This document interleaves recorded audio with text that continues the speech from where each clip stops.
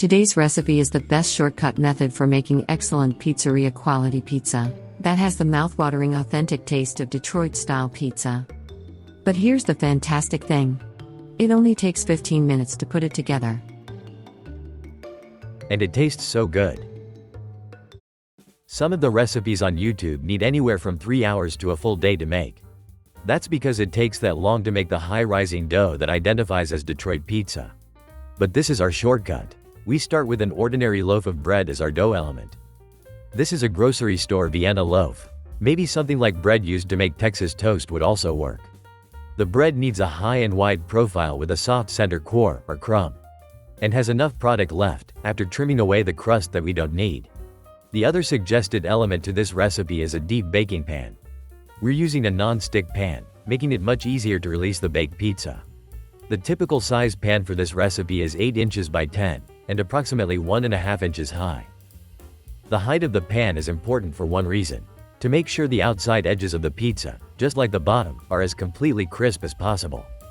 That's why Detroit pizza is so special. We'll start by cutting the crust off. If you follow these steps, it will make it easier to get the amount of soft crumb needed. Our first cut is the bottom of the loaf, which tends to have the thickest crust. Then trim off the top, so that you have about 1.5 inches in thickness. Next, trim the ends, making sure that there is enough left to fill the pan side to side when cut into thirds.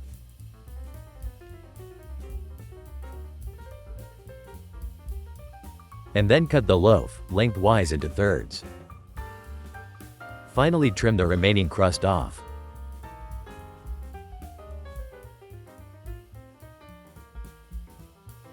Add 2 tablespoons of melted butter to the pan.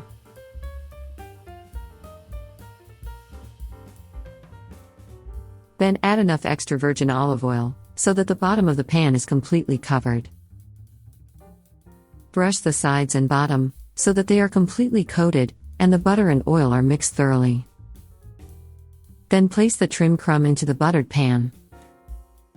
The first ingredient added is sliced provolone, or mozzarella cheese. Provolone will give the pizza a little saltiness, while mozzarella would make it creamier.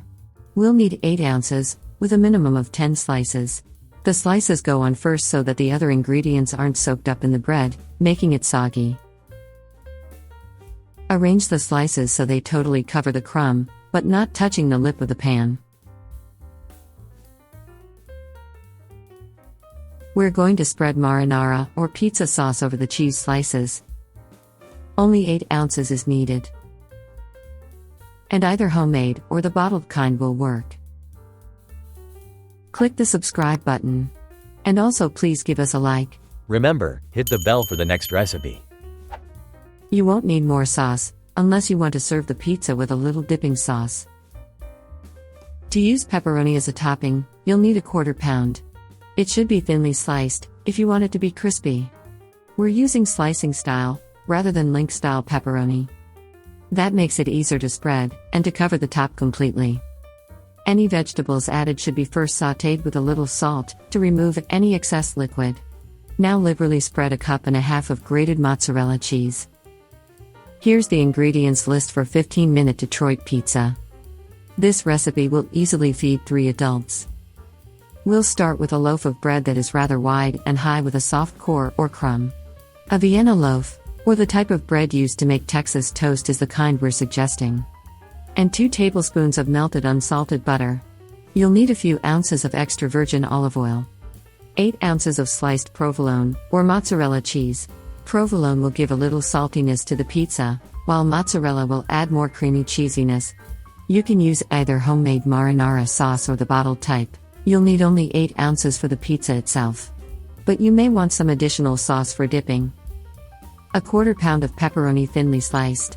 1.5 cups of grated mozzarella cheese. Some Italian seasoning, or dried basil and oregano. And finally, what makes a Detroit pizza what it is, an 8 by 10 inch pan, at least 1.5 inches high. A non-stick version will make it easier to remove the pizza, but remember to follow the maximum heat restrictions for the pan. And for a hard copy of these ingredients with complete directions, use the download link that's in the Show More section.